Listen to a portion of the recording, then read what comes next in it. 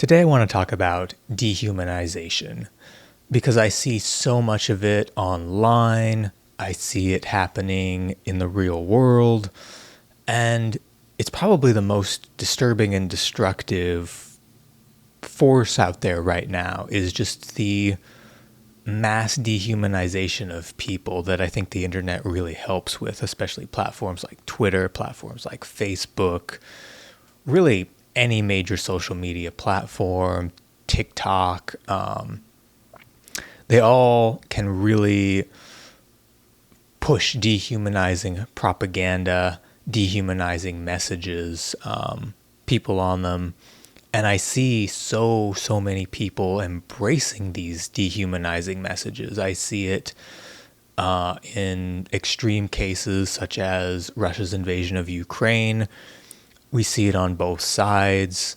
We see the Russians calling Ukrainians Nazis, calling them Westoids, just a lot of slurs against Ukrainians to dehumanize them, to make them appear stupid, to make them appear fascist, to make them appear like really evil people.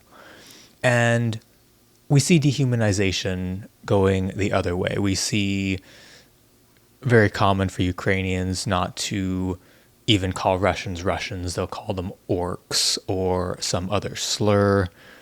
And regardless of how you feel or how I feel, because I have very strong feelings about Russia's invasion of Ukraine, I very much support Ukraine. But the thing that I want to focus on here is that there is dehumanization. Both sides are essentially, through propaganda, through words, through how they frame different things.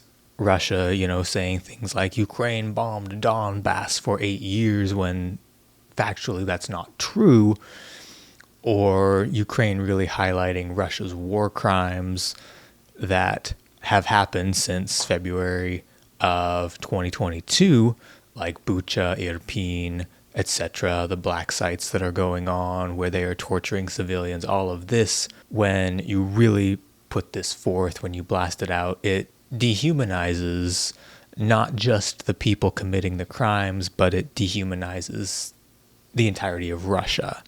Just like Russia's trying to dehumanize the entirety of Ukraine, the entire West, make them all look like villains. Or even closer to home, for those of us in the US, we see the dehumanization process going on with the Trump administration, calling all immigrants criminals, rapists, all of these horrible things. And we see on the left the dehumanization of everybody who supports Trump. We see again that the Nazi rhetoric, calling everybody who supports Trump a fascist, a Nazi, calling them stupid, uneducated. So we see dehumanization is rampant across the world right now. I'm not even going to get into Israel and Palestine and the levels of dehumanization going on both sides there. But it's very common. We have a lot of dehumanization in this world. We have a lot of dehumanization going on within the United States. We even have, as we see what the ICE agents are doing and stuff, we see people dehumanizing them, people not caring if they get injured or lose their lives doing what they're doing. I'm really trying in this video not to give too much of my own political takes, because I do have very strong political takes. And for anybody who maybe hasn't seen my videos before and wonders what is my stance, I tend to be very much on the left. I am very pro immigrants, immigration, etc. I am not conservative at all. And so as I'm trying to make this video and, keep it as calm and objective as possible to hopefully add value, if you're wondering, did this guy vote for Donald Trump? Does this guy actually support ICE? No, I don't. I want to use examples from both sides because I see dehumanization happening from all sides. even the people that I would consider the good guys are dehumanizing the people that I would consider the bad guys. But that's part of the problem, is oversimplifying everything into good versus evil. And I certainly believe in good actions versus evil actions, but painting every single person the same in a very, very broad brush, like painting every single person who voted for Trump as a fascist, Nazi, racist, sexist, homophobic bastard, isn't actually helpful. It doesn't actually help move the conversation in a more productive way. It creates an us versus them.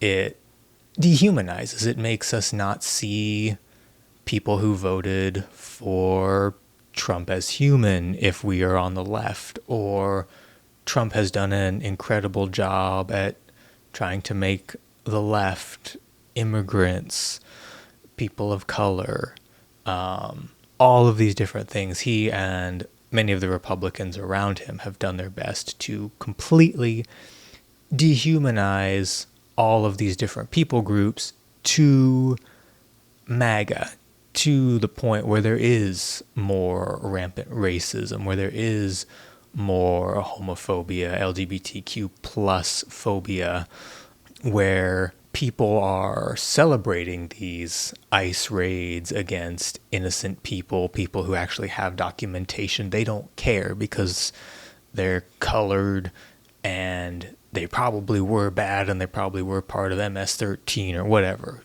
You know the stories. You've been on the internet. If you're here, you know what I'm talking about. And I don't know that I have a solution, because part of the problem is we are in such a violent, toxic culture, both in the United States and globally, where it feels like the only solution is to escalate. It feels like, okay, they're just, ICE is being awful. They're attacking people on the streets. Okay, we need to fight fire with fire. It's what it can feel like. And that's not what I'm advocating for. To be clear, that's not what I'm advocating for. But there are a lot of people, I have even seen on my Facebook friends have made calls for violence. They have made calls to, burn it all down, to attack ICE agents, to all of this very violent rhetoric. And we saw the same rhetoric prior to January 6th, 2021, when we saw the horrible assault on the Capitol. It got people fired up. It got people riled up. People felt like this was their only option, that violence was their only option, and there wasn't anything that they could do except lash out, strike back. And I think that's what disturbs me, and that's what I hope, even if I don't have an answer right now, I hope that this video might inspire you, rather you're on the right or the left, to think a little bit more, because every person is complicated. Even somebody that we would consider the most evil person in the world is complicated. There aren't any one-note villains. Even, and this pains me to say, even Donald Trump is complicated. He has different things, different psychological factors, different health factors, different life experiences that shaped him in the way that he is. And that doesn't mean we like or tolerate what he's doing to this country, but it does hopefully mean that we can look a little bit more nuanced, that we can look at his supporters a little bit more nuanced, and not see enemies that need to just be destroyed. And of course, with war, it becomes even more complicated if we go back to Russia and Ukraine, because there is no good answer. Russia has maximalist demands. Russia wants to control Ukraine. Russia doesn't care about international norms. They don't care about civilians. They will bomb and kill and destroy anybody that they have to achieve their goals. And how you humanize that, how you bring some humanity back to those people. Rather, it's just the civilians inside Russia who maybe don't support the war, or even to start to think about bringing humanity to the Russian soldiers. That's one that I struggle with. That's where I really personally struggle, because even in how I talk about them, even in like just listing off all the war crimes and stuff, you can tell that I have trouble viewing them as human beings. I just see them as the enemy, as, even if, I can say, yeah, they're people, but I don't care about their humanity. Like, if it's a choice between the life of a Ukrainian and a Russian, like it's not a choice for me. I know what I would pick. Like, there's no thought, there's no deliberation. It's been such a long, harsh, brutal war that I personally really struggle to see the humanity in the enemy. And I don't know what to do about that. I would love if people want to just like jump in the comments and share your opinion, share your perspectives. I would love to create a dialogue about dehumanization, hopefully a productive dialogue, not a dialogue that further dehumanizes, but a dialogue that hopefully helps us to find our humanity again, because I feel like as the human race, we are so insanely divided by real things, real, really, really difficult issues, real atrocities. Like, there's no way in hell that I'm ever going to say what Russia has done in Ukraine is okay. There's no way in hell that I'm ever going to say that these ICE raids and the police brutality and the stripping away of rights that's going on in the United States is okay. It's not going to happen. But how we change that, there's two options. There's the option where I feel like we're heading towards, that we're seeing in different places, which is war and violence, and a lot of people are going to die, and the side that is the strongest, not necessarily the side that is right, is going to be the side that wins. Like, that's it. Or we can all try and step back, we can try and find our common humanity, and we can try and engage with people. Particularly, I'm talking about it in the United States.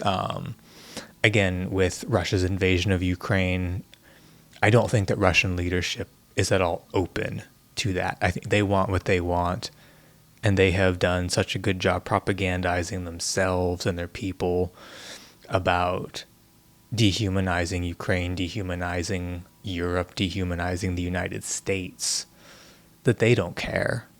Their own people don't care. They don't care how many of their own people die. They'll happily send them riding motorcycles to get blown up by Ukrainian drones. I've seen many, many videos of it. It's brutal. And so, no, I don't have an answer. I don't really have an answer, which I know is probably a very unsatisfying conclusion, except I would love to see us start, particularly in the United States, particularly in Europe, start talking to each other again. Like, the right and the left start talking to each other again. The religious and the non-religious, people of different religions, start talking to each other, not to try and change each other, but to try and find common humanity, because it's much harder to hate someone when you see them as human. I'll give another example of my own. When it comes to MAGA, well, I'm not as filled with disgust and rage and hate towards MAGA as I am Russia. It's very easy for me to slip into dehumanization of MAGA. It's very easy for me to say that they're all dumb redneck hillbillies who married their sister or their cousin, and they're all inbred fucks. Honestly, like, it's easy for me to think that, feel that. But I know some people who voted for Trump, and they are very smart people. We have different values in many ways. They're much more conservative than I am. But I see their humanity, and I don't hate them. I can have a great conversation with them. We can talk about camera gear or the weather or great places to go eat or our families. And there isn't that hatred and dehumanization that is so easy to do when you don't engage with people, when you don't talk to people, like really talk to people. I feel like there's a lot of content online, where people are talking to other people, these influencers, rather they're on the right, like Charlie Kirk, or on the left, like Dean Withers or some other different people in these spheres. And they're talking to people, but they're not really talking to them. They're talking to them to make them look stupid and make their point look like the correct point. And that's not helpful. You need to speak to people like they're human. Speak to people because they are. Speak to people like they're human. Try and understand them. Try and find common ground. And talk through issues genuinely. And I understand that that is oversimplifying things because we have a lot of other factors. We have insane amounts of propaganda online. We have insane amounts of disinformation online. So people are living in realities that are not actually real. They believe things are true that are not true. And that's a problem. And it needs to be addressed, but it can't be addressed if we dehumanize and villainize each other. And I guess that's kind of the point of this video. Even though I don't have answers, I would love for us to engage in a conversation about dehumanization and how we can even start to address it.